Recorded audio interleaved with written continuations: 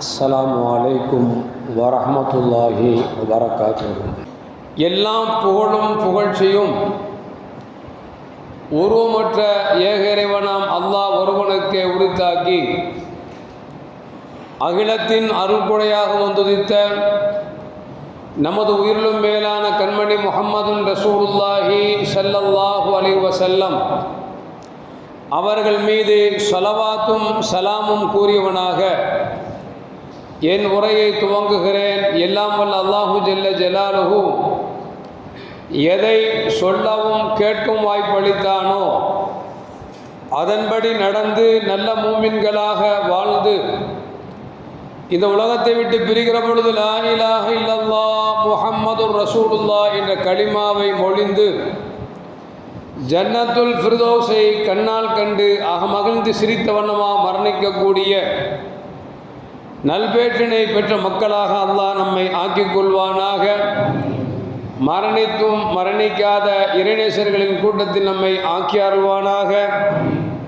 நாளை மறுமையிலே தாஹா முஹம்மதுன் ரசூலுல்லாஹி ஸல்லல்லாஹு அலைஹி வஸல்லம் அவர்களின் திருக்கரங்களால் ஹவுதுல் கௌசர் என்கிற தடாகத்தில் நீர் பருகி அன்னாரின் ஷஃபாத்தை பெற்று அன்னாரின் கரம் பிடித்து ஜன்னத்துல் ஃபிர்தௌஸ் என்ற உயர்ந்த சொர்க்கத்தில் அவர்களின் பணியாளர்களாக அல்லாஹ் நம்மை அங்கீகரித்துக் கொள்வானாக. எல்லாவற்றுக்கும் மேலாக இறை அன்பை பெற்று இறைவனை பார்த்து பரவசம் அடையக்கூடிய அவனுடைய லிகாவையும் ரிலாவையும் பெற்ற மக்களில் அல்லாஹ் நம்மை ஆக்கிக் கொள்வானாக. அருமையான மூமின்களை, மனிதர்களை ஏன் உலகத்தில் இருக்கக்கூடிய அண்ட சராசரங்களை படைத்தவன் அல்லாஹுவாக இருக்கிறான். மனிதனை படைக்குகிற பொழுதே பாவங்களையும் சேர்த்தே அல்லாஹு ஜல்ல ஜலாலுஹு நம்மை படைத்து விட்டான்.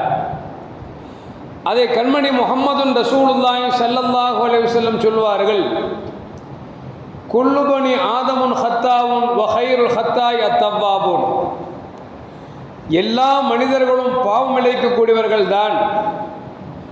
பாவம் இழைப்பவர்கள் சிறந்தவர்கள் யார் என்று சொன்னால், தன் பாவத்தை வருந்தி திருந்தி யார் வாழ்கிறார்களோ அவர்களே சிறந்தவர்கள், உத்தமர்கள் என்பதை முஹம்மதுன் ரசூலுல்லாஹி ஸல்லல்லாஹு அலைஹி வஸல்லம் நமக்கு சொல்லிட்டாங்க.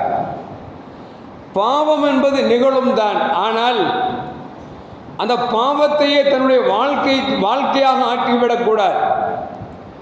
பாவங்கள் பல வகை இருக்கிறது. ஒரு பெண்ணை கண்ணால் பார்ப்பதும் குற்றம்தான், தொடுவதும் குற்றம்தான், ஹராமான முறையில் அவரை புணர்ச்சி செய்வதும் குற்றம்தான், அவளை வலுக்கட்டாயமாக புணர்வதும் பாவம்தான். என்றால் ஒரு பெண்ணை பார்க்கிற இந்த பாவம் என்பது மனிதனோடு இரண்டரை கலக்கப்பட்டிருக்கிறது.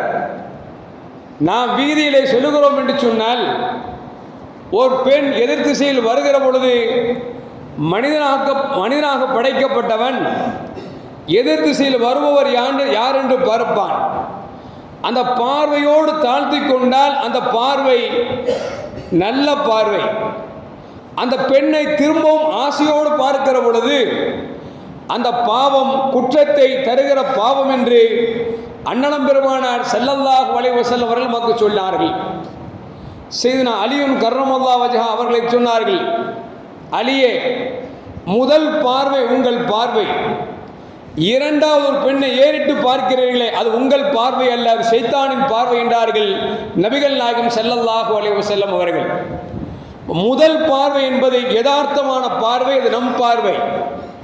அந்த பெண் அந்நிய பெண் என்று தெரிந்த பிறகு அவள் அழகாக இருக்கிறாளா இல்லையா என்று இரண்டாவது தடவையாக பார்ப்பது, அல்லது அவள் ஆடை எப்படி உடுத்திருக்கிறாள், அவள் நடை எப்படி இருக்கிறது, உடை எப்படி இருக்கிறது, பாவனை எப்படி இருக்கிறது என்று பார்க்கக்கூடிய இந்த பார்வை இருக்கிறதே, இந்த பார்வை நீங்கள் தவிர்த்து கொள்ளுங்கள் என்று நபிகள் நாயகம் ஸல்லல்லாஹு அலைஹி வஸல்லம் பணித்திருக்கிறார்கள்.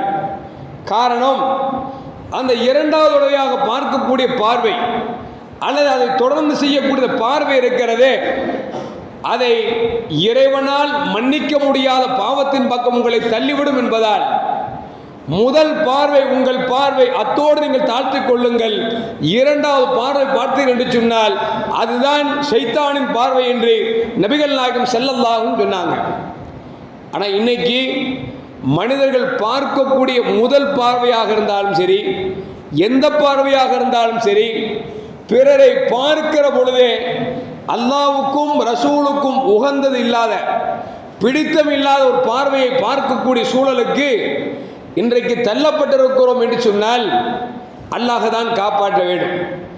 படைத்த ரப்புல் ஆலமீன் மனிதன் குற்றம் செய்கிற பொழுது அவனை திருத்துவதற்காக, உலகத்தில் மற்ற மக்கள் எல்லாம் சுகமாக வாழ்வதற்காக, மற்ற மக்கள் அபயமற்று வாழ்வதற்காக மனிதனை படைத்தவனே அவன் குற்றம் செய்கிற பொழுது என்ன தண்டனையை கொடுத்தால் இந்த உலகம் சீர்திருந்தும் மற்ற மக்கள் பயமில்லாமல் வாழ்வார்கள் என்பதற்காக அல்லாஹ்வே குற்றம் செய்தால் அதற்கு என்ன பரிகாரம் என்பதை குர்ஆன் நமக்கு சொல்லி காட்டுகிறான்.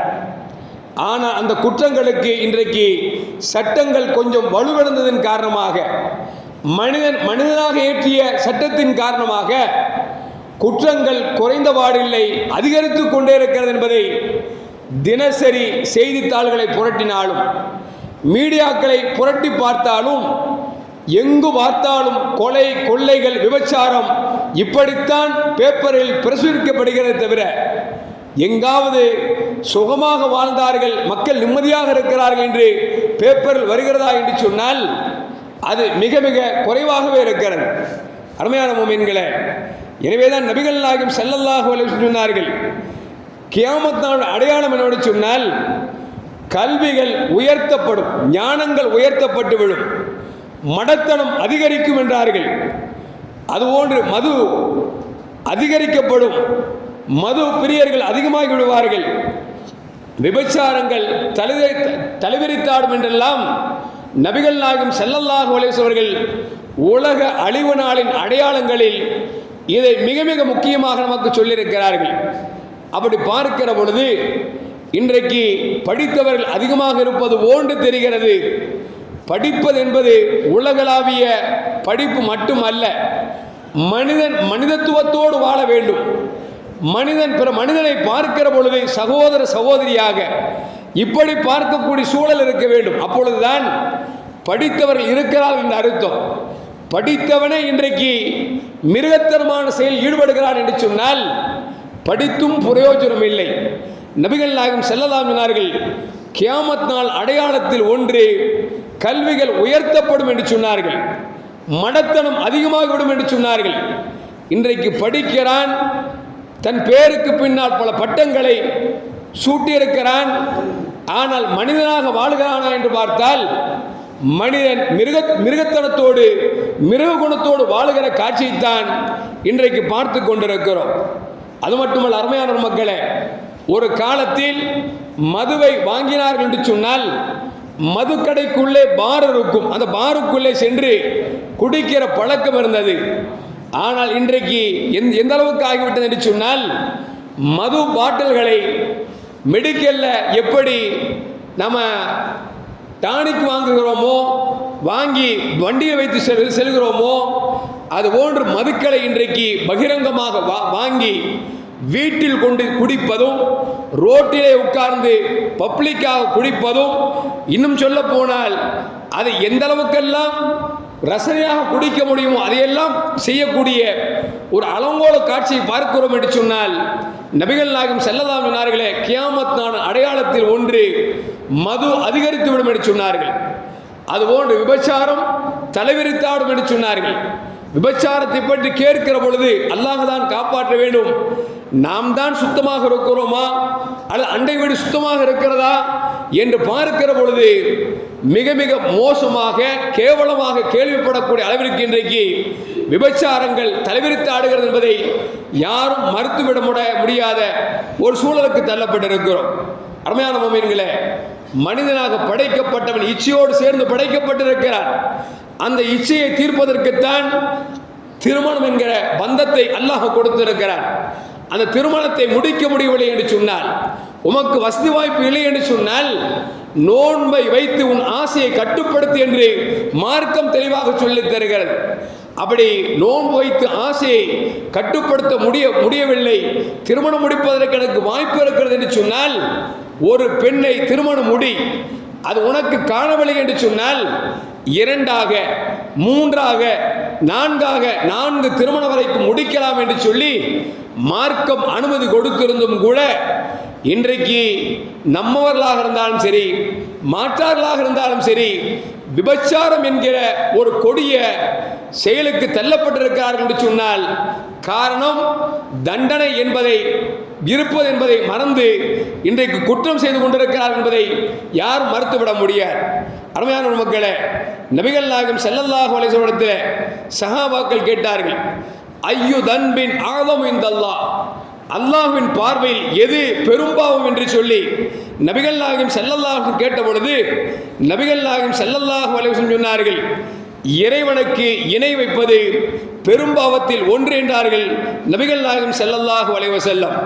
அதற்கு பிறகு என்று கேட்டபொழுது நபிகள் நாயகம் ஸல்லல்லாஹு சொன்னார்கள், குழந்தையை பெற்றால் வளர்க்க முடியாது என்று சொல்லி கருவிலேயே கொள்வதும் பெரும்பாவம் என்று நபிகள் நாயகம் ஸல்லல்லாஹு சொன்னார்கள்.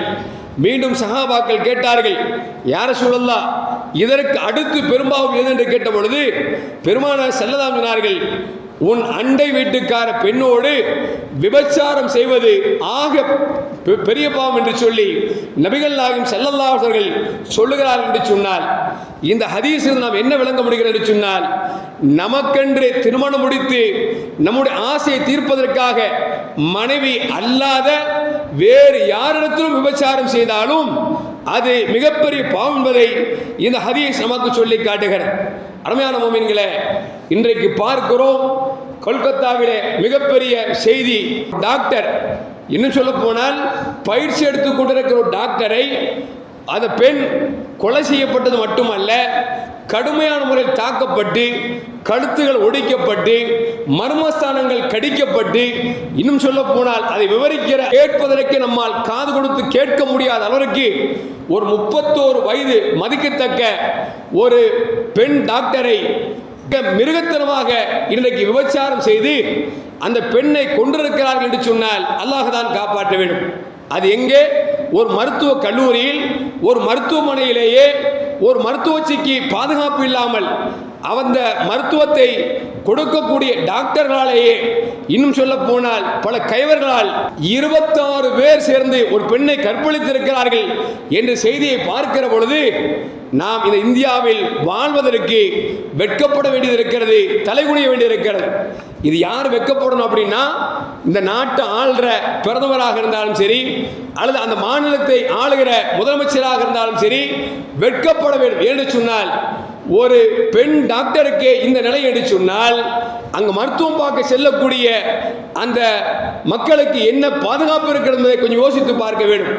சமீப காலத்துக்கு முன்னால் சென்னையிலும் கூட ஒரு மருத்துவமனையில் மருத்துவம் பார்க்க செல்லக்கூடிய பெண்களை ஆபாச படம் எடுத்து மருத்துவனே மாட்டிக்கொண்ட ஒரு சூழ்நிலைக்கு இன்றைக்கு மருத்துவர்கள் மாட்டிக்கொண்டிருக்கிறார்கள் என்று சொன்னால் அல்லாஹ் தான் காப்பாற்ற வேண்டும். சொல்வார்கள், ஆண்டவனுக்கு அடுத்து மருத்துவர் என்று சொல்வார்கள். அந்த அளவுக்கு ஒரு நல்ல உத்தியோகத்தில் இருக்கக்கூடிய, மக்களுடைய மனதில் நல்ல பெரும் பெயரை பெற்றிருக்கக்கூடிய மருத்துவமனைகளிலேயே இது நடக்கிறது என்று சொன்னால் அல்லாஹ் தான் காப்பாற்ற வேண்டும். அருமையான மோமின்களே, இதற்கு என்ன காரணம் அப்படின்னா, சட்டம் சரியில்லை. சொல்லுவாங்க, இந்த இந்தியாவில் இருக்கக்கூடிய சட்டம் இருக்குத சிலந்தி வலை மாதிரி. சிலந்தி என்ன அப்படின்னா, தன்னுடைய வாயால் அது ஒரு பின்னல் பின்னிருக்கும். அதில் பார்த்தீங்கன்னா சின்ன சின்ன கொசு போச்சு மாட்டிக்கும். பெரிய வண்டு போச்சு அப்படின்னா அதை கிழித்து கொண்டு வெளியே சென்று விடும். இது போன்றுதான் இந்தியாவின் சட்டம். அப்படித்தான் பெரும் பெரும் அரசியல்வாதிகள் எந்த தப்பு செய்தாலும் எவனும் மாட்டுவதில்லை. ஏனென்று சொன்னால் சிலந்தி வலையை போன்றது கிழித்து கொண்டு பிச்சு கொண்டு வந்து வருகிறது. ஏனென்று சொன்னால் அவனிடத்தில் அதிகாரம் இருக்கிறது. பணபலம் இருக்கிறது. எனவே எதை செய்தாலும் எவனும் ஒன்றும் செய்ய முடியாது என்கிற அளவுக்குத்தான் இருக்கிறது. நீதிமன்றங்கள் அப்படித்தான் இருக்கிறது. நீதிமன்றங்கள் நிதியை நீட்டினால் நீதி கிடைக்கும் என்கிற அளவிற்கு கவர்மெண்ட் என்று சொன்னாலே கவரில் அமௌண்ட் கொடுத்தால் கவர்மெண்ட் கூட தலை சாக்கும் என்கிற அளவிற்கு இருக்கக்கூடிய இந்த சூழ்நிலையில் எப்படி குற்றங்கள் குறையும் என்பதை கொஞ்சம் யோசித்து பார்க்க வேண்டும். அருமையான மக்களே, குற்றங்கள் குறைய வேண்டும் என்று சொன்னால் இறைவனால் வகுக்கப்பட்ட மனிதன் தவறு செய்கிற பொழுது அவனை தண்டிப்பதற்கு இறைவன் என்ன சட்டத்தை ஏற்றிருக்கிறானோ, எதை சொல்லி தந்திருக்கிறானோ அந்த சட்டத்தை நாம் நிறைவேற்றினால் மட்டும்தான் குற்றங்கள் குறையுமே தவிர இல்லை என்று சொன்னால் குற்றம் குறையாது என்பதில் எந்த மாற்று கருத்தும் அல்ல. மார்க்கம் என்ன சொல்லி தருகிறது? விபச்சாரம் செய்யக்கூடிய ஆணாக இருந்தாலும் பெண்ணாக இருந்தாலும் திருமணம் முடிக்காதவர்களாக இருந்தால் 100 கசீடை அவர்களுக்கு கொடுக்க வேண்டும். திருமணம் முடித்தவர்களாக இருந்தால் குழியிலே குழி தோண்டி கழுத்து வரைக்கும் அவனை உள்ளே நிப்பாட்டி விட்டு தலையில் கல்லெடுத்து அடித்து நொறுக்க வேண்டும், அவனை சாகடிக்க வேண்டும் என்று சொல்லி மார்க்கம் சொல்லி தருகிறது. இன்றைக்கு விஞ்ஞானம் வளர்ந்து விட்டது. இன்னைக்கு என்ன செய்கிறார் என்று சொன்னால், அப்படி இதுபோன்ற குற்றத்தை செய்து விட்டார் என்று சொன்னால் துப்பாக்கியால் ஷூட் பண்ணி அவனை கொள்கிற காட்சியை அரபு நாடுகளில் பார்க்கிறோம். இன்னும் சொல்ல போனால் கழுத்தை வெட்டக்கூடிய காட்சியை பார்க்கிறோம். இன்றைக்கு இந்தியாவில் வாழக்கூடிய பெரும்பான்மையான மக்கள் சொல்லக்கூடிய வார்த்தை எல்லாம் அரபு நாடுகளில் குற்றங்களுக்கு என்ன தண்டனை கொடுக்கிறார்களோ அந்த தண்டனையை இந்தியாவில் கொடுக்க வேண்டும் என்று சொல்லி முஸ்லிம்கள் மட்டுமல்ல இந்தியாவில் சுபிட்சமாக வாழ வேண்டும் என்று சொல்லி யாரெல்லாம் ஆசைப்படுகிறார்களோ, மனிதத்துவத்தோடு வாழ வேண்டும் என்று சொல்லி யாரெல்லாம் ஆசைப்படுகிறார்களோ எல்லோரும் காட்டுகிற கரம் எங்க என்று சொன்னால் அரபு நாடை பாருங்கள். ஏன் என்று சொன்னால் அங்கு விபச்சாரம் நடந்து விட்டால் அலேக்காக தூக்கி போகிறான். அங்கு உண்மையில் இவன் செய்த விபச்சாரம் என்று நிரூபிக்கப்பட்டு விட்டால் கையை பின்னால் கட்டி உட்கார வைக்கிறான். பெரியோர் வாளை எடுத்து ஒரே வெட்டுகிறான். கழுத்து தனியாக போகிறது, உடல் தனியாக போகிறது என்று சொன்னால் இது போன்று இந்தியாவில் ஒரு சட்டத்தை நிறுவி நாம் நடத்தினோம் என்று சொன்னால் இந்த குற்றங்கள் குறையுமே தவிர இன்றைக்கு பார்க்கிறோம் குற்றவாளிக்கு பாதுகாப்புக்கு கொடுக்கக்கூடிய பாதுகாப்பாளர் எத்தனை பேர்கள், அவர்களுக்கு சொகுசான வாழ்க்கைகள் கொடுக்கப்படுகிறது என்று சொன்னால் குற்றங்கள் செய்தவர்கள் மீண்டும் மீண்டும் குற்றங்களை செய்து கொண்டே இருக்கிறார் என்று சொன்னால் காரணம் தண்டனை சரியில்லை என்பதைத்தான் நமக்கு இந்த செய்திகள் நமக்கு சொல்லி காட்டுகிறது. அருமையான மோமின்களே, கொல்கத்தாவில் தான் இந்த பிரச்சனை என்று சொன்னால் சமீபத்தில் கிருஷ்ணகிரி பக்கத்தில் இருக்கக்கூடிய பர்கூர் என்கிற ஊருக்கு பக்கத்தில் ஒரு கிராமம், காந்தி குப்பம் அப்படின்னு சொல்லி கிராமம், அங்கே ஒரு ஸ்கூலில் இருந்து என்சிசிக்காக 13 பிள்ளைகளை அழைத்து சென்று அந்த 13 பிள்ளைகள் படுத்திருக்கக்கூடிய பிள்ளைகளில் ஒவ்வொருவராக எழுப்பி அவர் என்ன செய்கிறார் என்று சொன்னால் சிவராமன் என்று சொல்லக்கூடிய பயிற்சியாளன் 10ஆம் கிளாஸ் படிக்கிற பிள்ளைக்கு செக்ஸ் டார்ச்சர் கொடுக்கிறான் என்று சொன்னால் கொல்கத்தாவில் நடந்த நேரத்தில் சரியான தண்டனை கொடுத்தோம்னா இந்த சிவராமன் பயந்திருப்பானா இல்லையா? ஏன்னா அங்கே சட்டம் சரியில்லாத காரணமாக இன்றைக்கு பாதிக்கப்பட்டவர்களுக்கு நியாயம் கிடைக்காத காரணமாக குற்றவாளிகள் அதிகரித்துக் கொண்டிருக்கிறார்கள் என்று சொன்னால் என்ன காரணம் என்று சொன்னால் நாம் கொடுக்கக்கூடிய தண்டனை சரியில்லை என்பதைத்தான் நமக்கு சட்டம் நமக்கு சொல்லித் தருகிறது. அருமையான மக்களே, மனுஷனாக வாழணும் அப்படிங்கிற எண்ணங்கள் குறைந்து போய்விட்டது. ஏனென்று சொன்னால் இன்னைக்கு பார்க்கிறோம் வக்கிரக புத்தியோடு காம கண்களோடு இசையோடு தான் பெண்களை பார்க்கிறார்களே தவிர அவர்களை அக்கா தங்கையாக சொந்த பந்தங்களாக பார்ப்பது என்பது மிகவும் அரிதாகிவிட்டது. ஏன் தமிழ்நாட்டில் கூட பொள்ளாச்சியில் ஒரு அரசியல்வாதிக்கு பின்னால் இருக்கக்கூடிய ஒருவன் 200 பெண்களை கற்பழித்தான் என்றெல்லாம் பார்க்கிறோம். என்னானது? கொஞ்ச நாளைக்கு செய்தி அப்படி வருது, நாம ஆஹா ஓஹோன்னு படிக்கிறோம். ஒரு மாசம் ஆச்சு அப்படின்னா அவன் யாருன்னே தெரியல.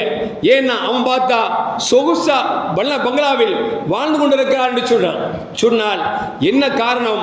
சட்டம் தன் கடமையை சரியாக செய்தது என்று சொன்னால் குற்றவாளிகள் குறைவார்கள். ஆனால் இன்னைக்கு என்ன அப்படியே ஆயிடுச்சுன்னா, நாய் ஒரு மனுஷனை கடிச்சிச்சுன்னு வச்சுங்களேன், நாய் ஒருத்தர் கல்லால் அடிச்சு காலை ஒடிச்சிட்டான்னா மனுஷனை கடிச்சிச்ச அதுக்கு யாரும் குரல் கொடுக்கல, நாயோட காலை ஒடிச்சானே அதுக்காக பீட்டாங்கிற ஒரு குரூப் வந்துடுது. என்ன காரணம் அப்படின்னா அமெரிக்காவில் பீட்டாங்கிற குரூப் இருக்குது. இவர்கள் நாய்க்கு தீனியை தயாரித்து கொண்டிருக்கிறார்கள்.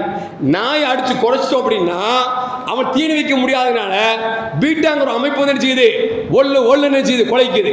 இப்படி மனிதனுக்கு கூட மரியாதை இல்லாமல் போய்விட்டது. ஆனால் மிருகங்களுக்கு மரியாதை அதிகமாகிவிட்டது. என்ன காரணம் என்று சொன்னால், மனிதன் எப்படி பாதிக்கப்பட்டாலும் அவர்களுக்கு குரல் கொடுப்பது மிக மிக கம்மியாக இருக்கிறது.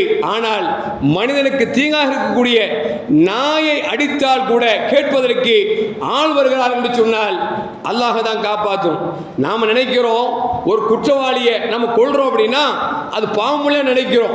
இன்னைக்கு எந்த அளவுக்கு ஆகிப்போச்சு அப்படின்னா, மருத்துவத்துறையில் இப்படி ஒரு பெண்ணை கொல்லப்பட்டாங்கல்ல, இனிமே அந்த மருத்துவத்துறையில் பெண்களை அனுப்புவதற்கு எல்லா சமூகத்தில் இருக்கக்கூடிய பெண் பிள்ளையை பெற்றவர்கள் யோசிக்க ஆரம்பித்து விட்டார்கள். நம் பிள்ளை இப்படி மருத்துவத்துக்கு படிக்க சென்று ஆகிவிட்டால் என்ன ஆவது? எனவே பிள்ளைகளை படிக்க வேண்டாம் என்கிற சூழலுக்கு தள்ளப்படுகிறார்கள் என்று சொன்னால், அருமையான மக்களே, 10 குற்றவாளிகள் கொண்டோம் என்று சொன்னால்தான் மற்ற நிரபராதிகள் நாம் சுகமாக வாழ முடியுமே தவிர, குற்றவாளிகளை மீண்டும் மீண்டும் இந்த உலகத்தில் சுற்ற விட்டோம் என்று சொன்னால் இருக்கக்கூடியவர்கள் பாதிக்கப்படுவார்கள் என்பதில் எந்த மாற்று கருத்தும் அல்ல. சமீபத்தில் பார்த்தோம்ல, பெரம்பூர்ல ஒரு அரசியல்வாதி கொல்லப்பட்டார். அந்த அரசியல்வாதி கொலையில இன்னைக்கு வரைக்கும் ஒவ்வொரு ஆளா மாட்டிட்டு இருக்கான். 8 வக்கீல் மாட்டி இருக்கிறான், டாக்டர் மாட்டி இருக்கிறான், ஆக்டர் பொண்டாடி மாட்டி இருக்கிறான், எல்லாரும் மாட்டி இருக்கான். என்ன அப்படின்னா, நம்ம ஊர் ஒரு சட்டம் இருக்குங்க, ஒரு ஆளை கொண்டுட்டா அவன் குற்றவாளி தீர்ப்பளிக்கப்படுவான். ஒரு ஆளை 10 பேர் சேர்ந்து கொலை செஞ்சா அப்படின்னா அவன் குற்றவாளியாக தீர்ப்பளிக்கப்பட மாட்டான். எனவே இன்றைக்கு விபச்சாரமாக இருந்தாலும் சரி, கொலையாக இருந்தாலும் சரி, திருடாக இருந்தாலும் சரி, ஒரு கூட்டமைப்போடு சேர்ந்து செய்கிறார். என்று சொன்னால் கூட்டமாக செஞ்சா அது குற்றமாக கருதப்படாது என்கிற சூழ்நிலைக்கு தள்ளப்பட்டதன் காரணமாகத்தான் ஒரு பெண்ணை 26 பேர்கள் சேர்ந்து அவர்கள் கற்பழிக்கிறார்கள் என்று சொன்னால் காரணம் சட்டம் சரியில்லை என்பதைத்தான் விளங்க வேண்டும். நாம் என்ன செய்யணும் அப்படின்னா, எவன் கற்பழிக்கிறானோ, எவன் கொலை செய்கிறானோ, எவன் திருடுறானோ, அவனோடு யாரெல்லாம் உடந்தையாக இருக்கிறானோ எல்லா பயிலையும் நிற்க வச்சு சுடணும்.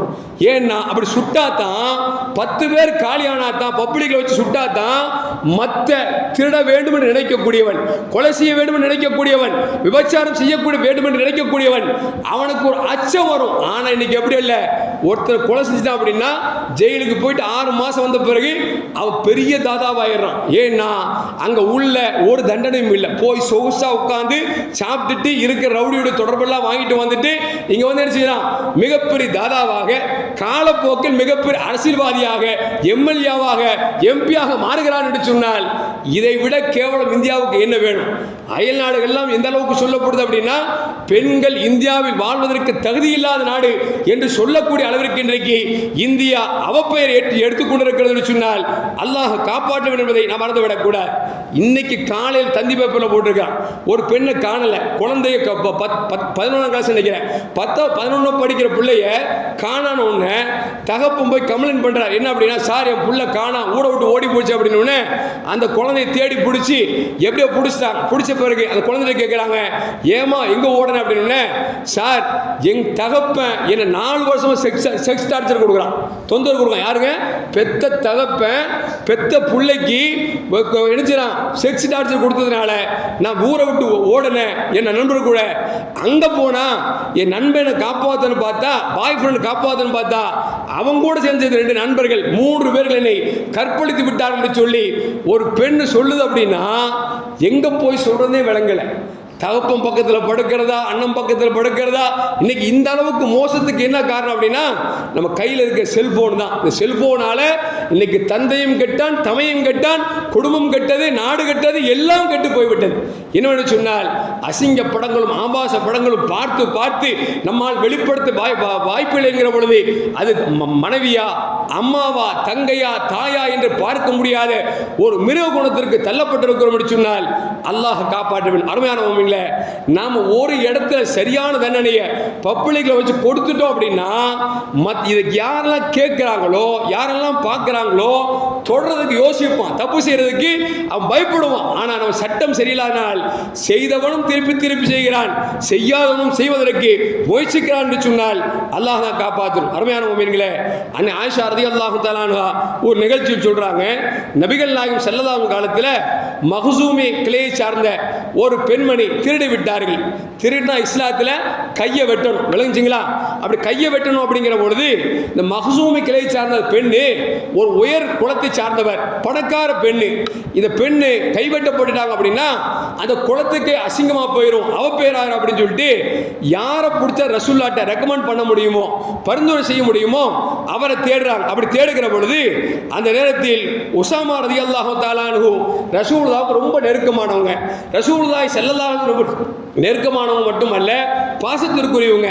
இவங்களை கூட்டு போய் நம்ம ரெக்கமெண்ட் கேட்டோம் அப்படின்னா ரசூலுல்லாஹ் அனுப்புவாங்க, சட்டத்தை தளர்த்தி கொள்வார்கள், கை வெட்டாமல் பாதுகாத்துக்கலாம், நம்ம சமூகத்திற்கு கேவலம் வராது அப்படின்னு நினைச்சுக்கிட்டு உசாமா ரலியல்லாஹு அன்ஹு சொல்லி உசாமா ரலியல்லாஹு தஆலா அன்ஹு ரசூலுல்லாஹ்ட்ட போறாங்க. யா ரசூலல்லாஹ், இந்த மஹ்சூமி கிளை சார்ந்த ஒரு பெண்ணை திருடிட்டாங்க, அவங்க ரொம்ப ரொம்ப ரொம்ப வேண்டியவங்க, கொஞ்சம் பார்த்து செய்யுங்களேன் அப்படின்னு சொல்லி ரசூலுல்லாஹ்வுடைய அந்த குணத்தை தெரியாம போய் கேட்டுட்டார்.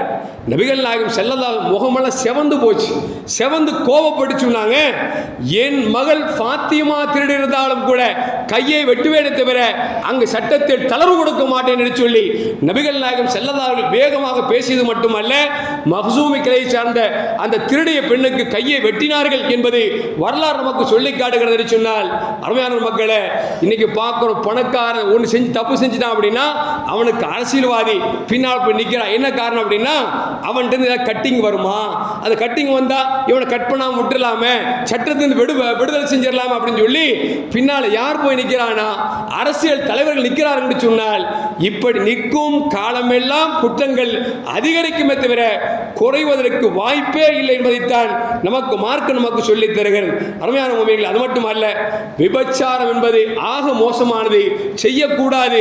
உலகத்திலும் தண்டனை இருக்கிறது, மறுமையிலும் கேவலமான தண்டனை இருக்கிறது என்பதை அல்லாஹ்வும் ரசூல் நமக்கு சொல்லித் தருகிறார்கள். ஆனால் அதே நேரத்தில் நாம் பத்தினித்தனமாக வாழ்ந்தோம் என்று சொன்னால் இம்மையிலும் நாளை மறுமையிலும் சுகந்த வாழ்க்கை இருக்கிறது என்பதை நபிகள் நாயகம் ஸல்லல்லாஹு அலைஹி சொல்வார்கள். யா ஷபாபு குரைஷ், குரைஷின் வாலிபர்களே, நீங்கள் யஹ்ஃபது ஃபுரூஜக்கும், உங்கள் மர்மஸ்தானத்தை நீங்கள் பாதுகாத்துக் கொள்ளுங்கள். வலா தஸ்னு, நீங்கள் விபச்சாரம் செய்யாதீர்கள். அப்படி செய்யாமல் நீங்கள் வாழ்ந்தீர்கள் என்று சொன்னால் மன் ஹஃபில ஃபர்ஜஹு ஃபலஹுல் ஜன்னா, யார் தன்னுடைய மர்மஸ்தானத்தை பாதுகாத்துக் கொள்கிறார்களோ அவர்களுக்கு சுவனம் என்று உண்டு என்று நபிகள் நாயகம் ஸல்லல்லாஹு அலைஹி சொன்னார்கள். இன்னொரு ஹதீஸில் பெருமானார் சொல்வாங்க, யார் ரெண்டை பாதுகாத்துக் கொள்கிறார்களோ அவர்களுக்கு நான் நரகத்தை விட்டு சொர்க்கத்தை வாங்கி தருகிறேன் என்று சொன்னார்கள். ஒன்று வாய், இன்னொன்று மர்மஸ்தானம் என்று பெருமானார் ஸல்லல்லாஹு அலைஹி சொல்கிறார்கள் என்று சொன்னால், அருமையான மக்களே, உலகத்தில் ஆசை என்பது மனிதனோடு பின்னி பிணைக்கப்பட்டதுதான். ஆசையை தீர்ப்பதற்கென்று இறைவன் நமக்கு ஹலாலான முறையை வகுத்து கொடுத்திருக்கிறான். அந்த ஹலாலான முறையில் தான் நாம் செல்ல வேண்டுமே தவிர ஹராமான முறையில் சென்றோம் என்று சொன்னால் நிச்சயம் இந்த உலகத்திலும் அசிங்கப்படுவான், மறுமையிலும் அசிங்கப்படுவான் என்பதில் எந்த மாற்று கருத்தும் அல்ல. ஒரு கட்டத்தில் நபிகள் நாயகம் ஸல்லல்லாஹு அலைஹி வஸல்லம் ஒரு தகவல் வருகிறது. என்னவென்று சொன்னால், மாத்த உஸ்மான் மதூன் ரலியல்லாஹு தஆலா அவர்கள் வஃபாத் ஆகிவிட்டார் என்கிற செய்தி பெருமானாருக்கு வந்த பொழுது பெருமானார் ஸல்லல்லாஹு அலைஹி அவர்கள் அவர் ஜனாதாவை பார்க்க வருகிறார்கள். கஷஃப ஸௌப, அவர் முகத்தில் மூடி இருக்கக்கூடிய துணியை அகற்றினார்கள். அகற்றியது மட்டுமல்ல, சும்ம கப்பலமா பைன் ஐனைஹி, அவருடைய இரண்டு கண்களுக்கு மத்தியில் இருக்கக்கூடிய நெற்றியை பெருமானார் ஸல்லல்லாஹு அலைஹி அவர்கள் முத்தம் கொடுத்து விட்டு சும்மா பகா தவீலன், நீண்ட நேரம் அழுதார்கள், அழுது கொண்டே இருந்தார்கள். அப்படி அழுது கொண்டிருக்கிற பொழுது ஜனாசாவை தூக்கக்கூடிய நேரம் வந்து விட்டது. எல்லா சஹாபாக்களும் ஜனாசாவை தூக்குகிறார்கள். பெருமானார் ஸல்லல்லாஹு அலைஹி சொன்னார்கள், தூபா யா உஸ்மான், தூபாக்க யா உஸ்மான், உஸ்மானே உங்களுக்கு சுபசோகனம் உண்டாகட்டும் என்று சொல்லி நபிகள் நாயகம் ஸல்லல்லாஹு அலைஹி அவர்களுக்கு வாழ்த்து தெரிவித்தார்கள். காரணம் என்று சொன்னால் சொல்லிவிட்டு சொன்னார்கள், லம் தல்பசக துன்யா வலம் தல்பசஹா, துன்யாவில் நீங்கள் எதையும் ஆசைப்படவில்லை, துன்யாவும் உங்களை ஆசைப்படவில்லை என்று சொல்லி பெருமானார் ஸல்லல்லாஹு அலைஹி சொன்னார்கள். காரணம் என்று சொன்னால் நபிகள் நாயகம் ஸல்லல்லாஹு அலைஹி வாழ்க்கையை பற்றி அன்னை ஆயிஷா அம்மாவட்ட வந்து விசாரிக்க வந்த உஸ்மான் மதூன் ரலியல்லாஹு தஆலா விசாரித்த பிறகு சொல்வார்கள், நான் இனிமேல் திருமணம் முடிக்க மாட்டேன், எனக்கு நான் காயெடுத்துக் கொள்ளப் போகிறேன் என்று சொல்லி சொல்லுவார்கள். இந்த செய்தியை கேட்டுட்டு ரசூல் சொல்வாங்க, உங்களுக்கு அதுக்கு காயெடுப்பதற்கெல்லாம் அனுமதி இல்லை, திருமணம் முடிப்பதற்கு அனுமதி இருக்கிறது. நான் நபியாக இருக்கிறேன், திருமணம் முடித்திருக்கிறேன், இறைவனுக்கு செய்ய வேண்டிய கடமைகளை செய்கிறேன், மனைவிக்கு செய்ய வேண்டிய கடமைகளை செய்கிறேன், எனக்கு செய்ய வேண்டிய கடமைகளை செய்கிறேன். நானே அப்படி இருக்கிற பொழுது நீங்கள் திருமணம் முடிக்க மாட்டேன் என்று சொல்லி முடிவெடுப்பது தவறு என்று சொல்லி நபிகள் நாயகம் ஸல்லல்லாஹு அன்றைக்கு சொன்னார் என்று சொன்னால், உலகத்தில் யாராவது மனுஷனா பிறந்தவன் நான் திருமணம் முடிக்க மாட்டேன்னு முடிவெடுப்பானா?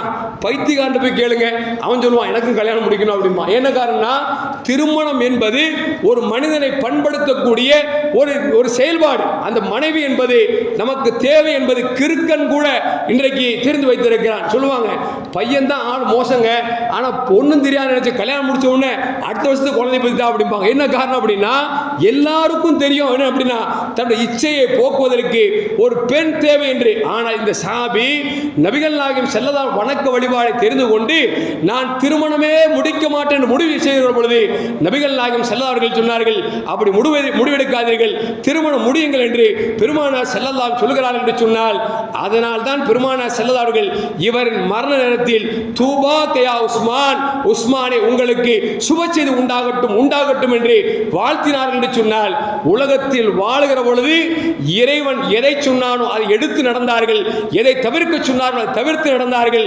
எனவே நபியினுடைய அந்த சுப செய்திக்கு ஆளானார்கள் என்பதை நமக்கு வரலாறு நமக்கு சொல்லி காட்டுகிறது. அருமையான முஃமினீன்களே, கடைசியாக ஒரு செய்தி சொல்லி முடிக்கிறேன். நாம் எப்படி வாழணும் அப்படின்னா, ரசூல் நமக்கு தெளிவாக சொல்லி கொடுத்தாங்க. அல் முஃமினு யுஹிப்பு லி அஹீஹி மா யுஹிப்பு லி நஃப்ஸிஹி. தனக்கு எதை விரும்புவானோ அதை பிறருக்கு விரும்பணும். அவன் தான் நல்ல மனுஷன். ஒன்றும் இல்லை, நம்ம தங்கச்சி கற்பழிக்கப்பட்டு கொலை செய்யப்பட்டால் நமக்கு என்ன வேதனை நடக்கும் ஒரு மனுஷன் யோசிச்சான்னு வச்சுங்களேன், அவன் என்ன செய்ய மாட்டான், பிறர் பெண்ணை கற்பழிக்கவும் மாட்டான், கொலை செய்ய மாட்டான். அப்படின்னா மனிதனா வாழணும் அப்படின்னா நாம் என்ன செய்யணும் அப்படின்னா, நமக்கு எதை விரும்புவோமோ அதை பிறருக்கும் விரும்பினோம் என்று சொன்னால் உலகத்தில் தவறுகள் நடக்காது என்பதை எந்த மாற்று கருத்தும் அல்ல. எல்லாம் வல்ல அல்லாஹ் ஜல்ல ஜலாலுஹு இந்தியாவை காம கொடூரர்களை விட்டும் அதற்கு யாரெல்லாம் சப்போர்ட்டாக உறுதுணையாக இருக்கிறார்களோ இவர்களை விட்டும் அல்லாஹ் காப்பாற்றி குற்றவாளிக்கு சரியான தண்டனை கொடுக்கக்கூடிய நல்ல இந்தியாவாக நல்ல நாடாக அல்லாஹ் மாற்றி அமைத்து தருவானாக. அஸ்ஸலாமு அலைக்கும் வரஹ்மத்துல்லாஹி வபரகாத்துஹு.